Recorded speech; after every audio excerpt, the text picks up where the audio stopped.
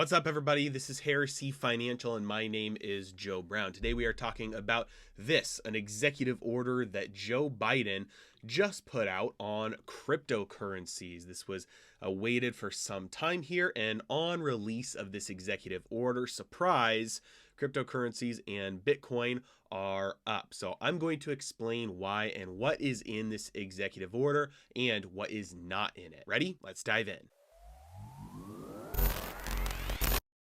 All right, so there are a few key areas that this executive order kind of focuses on, and we're going to go through them point by point here on, first of all, just a general overview.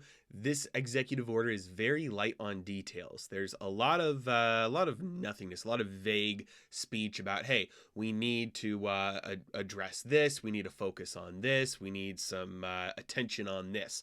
Really no specific action plan, but as you saw, what I showed you here, Bitcoin and cryptocurrencies have been rallying on this fact. So before we get into the nitty-gritty details, here's why. Two reasons: certainty and uncertainty. Certainty is looked at as, from the market's perspective, as easier to deal with and just better. Even if the uncertainty has more of an objectively better situation in it, the certainty allows you to kind of go about your day. This is one of the things that really hurts people during times of hyperinflation and war. Like, you look at Lebanon right now.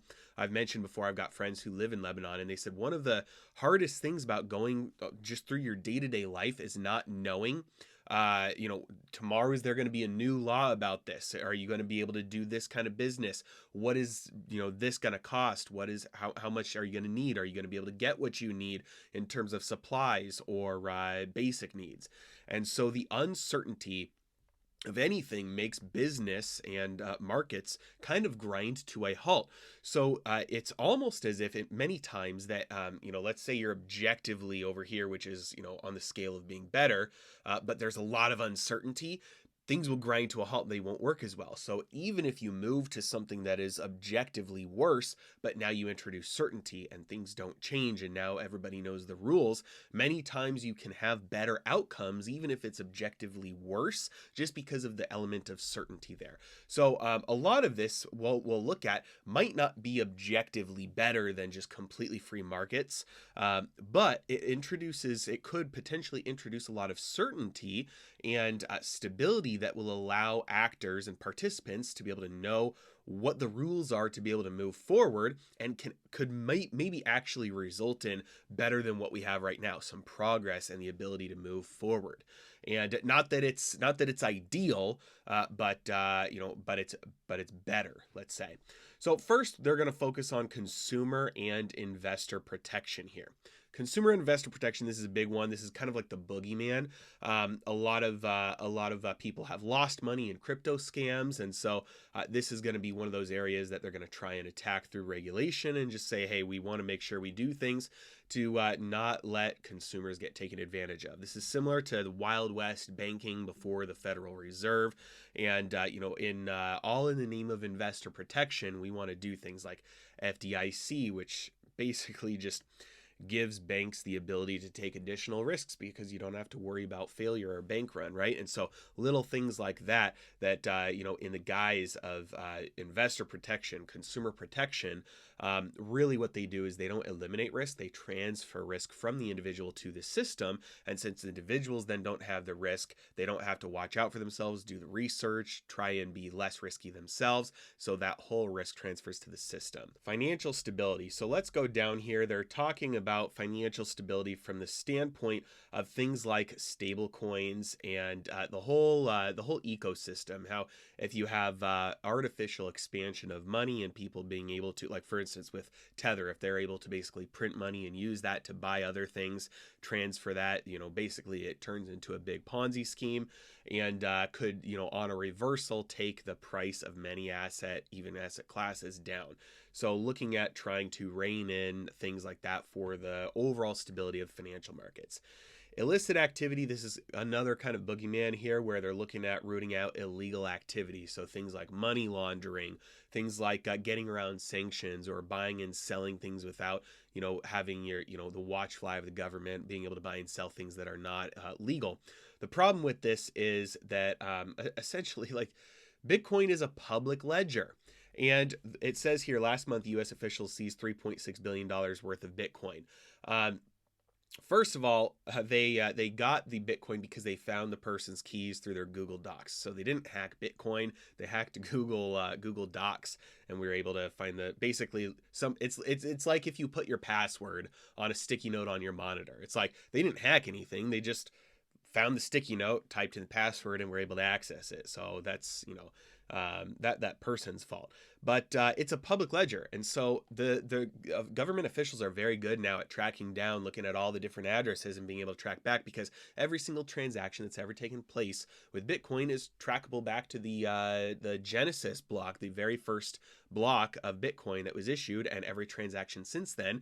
So government officials are able to look at all of these addresses and follow the money trail back to the beginning, and through the use of tracking IP addresses and things like with the Patriot Act and all the data that they collect, they're very, very capable now of being able to track down who's associated with which transactions and wallets. So it's really it's a public ledger. There's nobody really left anymore doing a lot of illegal activity with Bitcoin. It's much better to use things like physical cash that can't be tracked online.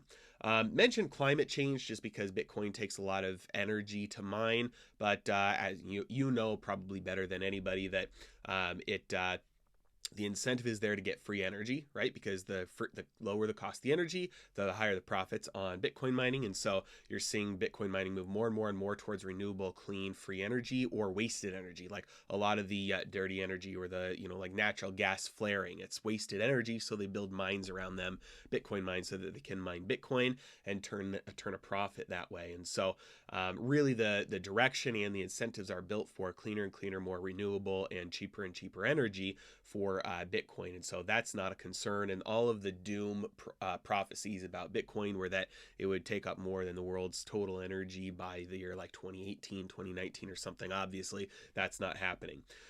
This is a good one, though. U.S. competitiveness. So in the executive order, they highlighted that they really want the U.S. to stay competitive, especially in light of that China banned cryptocurrencies, and really want the United States to stay competitive there, which is a good thing. So instead of taking the approach of just outlawing everything, it looks like at least somewhat they'll provide some sort of a regulatory framework to say, hey, here's the rules, and within those rules, we want to let the U.S. be competitive, especially because developing new technologies is still one of the major strengths of the United States. Looks like they want to keep it that way. That's a good thing. That's bullish there. This is bad. I always say a CBDC is a tyrant's wet dream. In the executive order, they issued a statement that said they want to explore a digital version of the dollar for faster payments and being able to do a lot of things that make the current dollar payment system archaic, and especially to be able to control monetary policy easier, be able to add and subtract dollars to individuals or businesses accounts directly with the Federal Reserve, being able to make money given an expiration date, being able to apply dollars to people's accounts that are basically like gift cards. They can only be used for certain types of transactions or at certain businesses or at certain stores, things like that. And then being able to debit people's accounts in order to deal with things like inflation, just take money out of the system by taking money away from everybody. And being able to control where things are spent. You could stop the purchases of stocks or stop the purchases of gas or stop the purchases of anything after a given point, or if you've spent a certain amount on gas in a certain month, that's your quota, so you can ration things and price controls. It gives a much more scalpel-like approach to a complex system, which introduces more and more complexity, which ultimately would crash the system. It can't survive under the weight of a complex system, cannot survive under the weight of that much top-down centralized control, and so that's a very bad thing. Again, a digital dollar, a central bank digital currency, is a tyrant's wet dream. And this here, we're looking at some of the earlier things that have happened within the last couple of years. BlockFi was hit with a giant fine. Coinbase was hit with lots of SEC, a huge SEC battle for trying to do a product similar to BlockFi. So this is what I was talking about earlier, that sometimes regulation, especially with something like crypto, can be a very good thing. Not because it's inherently good. Like if the market knew and the government committed to letting this be a completely free market, number one, there'd be a lot more individual and localized failure. You'd have lots of scams, you'd have broken projects, things like that, 100%. But number two, you'd have a lot more innovation, because innovation thrives under freedom, and innovation is necessitated by failure. You have to try everything, see what fails, and see what works. And so freedom is what allows that to happen. So if this was a completely free market, absent any regulatory control, and the industry knew it would stay that way, it would be unbelievable the amount of innovation and wealth long term that would be created out of that. We're not going to get that though. So it's not like we're comparing everything against the ideal. What we're looking at as practical human beings is what is the total amount of regulation we're going to get out of this.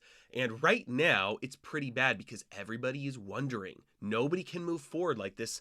BlockFi thing, the Coinbase thing, like everybody, all these companies are like, we can't touch this because we don't want to get hit by a giant fine from the SEC, because we don't know what the rules are, because there are no rules yet. So everybody's kind of waiting on the sidelines and saying, hey, we want to wait to see what the rules are going to be, because we know they're not just going to let it be a free market. They're going to have some rules, and we don't want to do something that's later going to become outlawed. So we're going to wait until the rules come up, and then we'll play by the rules. And so introducing an element of certainty here, as limited as we can get it, is a good thing. Not because it's ideal, but because it's better than the uncertainty, and better with just a Wild West approach by the regulators, not by people and individuals, because that's good, but from the regulators, from the SEC, just people not knowing what's okay, what's not okay, and then getting hit with a $50 million fine, a $100 million fine. And so this is something, and I believe the main reason why the crypto space has reacted very positively to this,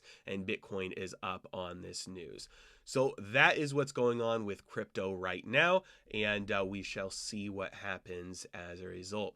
If you want any of my resources, my recommended services on getting started with investing in Bitcoin or cryptocurrency, I like Bitcoin. I don't like any other crypto right now, just as a disclosure there, but I've got those links in the description of the video. As always, really appreciate you guys. Thanks so much for watching. Have a great day.